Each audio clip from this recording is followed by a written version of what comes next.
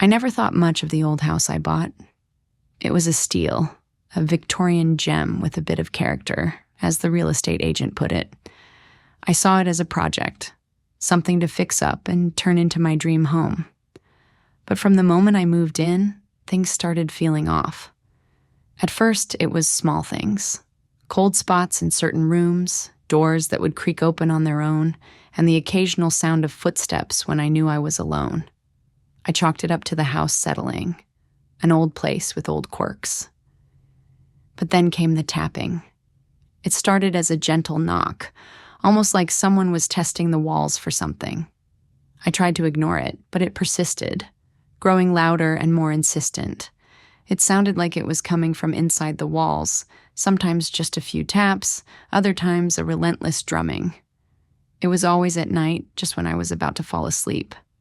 I called an exterminator, thinking maybe it was rodents. He checked the attic and the crawl spaces, but found nothing. He shrugged it off, telling me the house was old and might be making settling noises. But this was more than settling noises. This was rhythmic and deliberate. The tapping continued and my nerves frayed.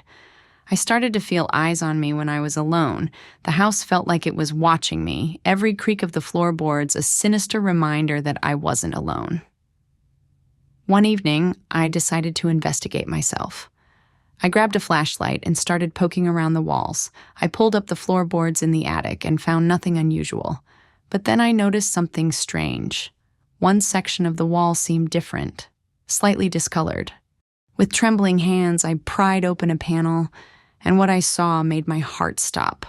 Behind the wall was a cramped, hidden space. It was dark and musty, filled with old blankets and clothes that looked like they hadn't been touched in decades. But the most chilling thing was the collection of photographs pinned to the wall. Photos of me, taken from various angles, showing me in my own home. And in the center of the room was a worn-out chair facing a tiny hole in the wall, as if someone had been sitting there, watching me. I stumbled back, my mind racing. I called the police, and they came quickly, though they found no one. The hidden room was there, as was the collection of photos, but there was no sign of anyone living in the walls recently. They assured me it was likely an old space used by previous owners, but I knew better. That night, the tapping was louder than ever.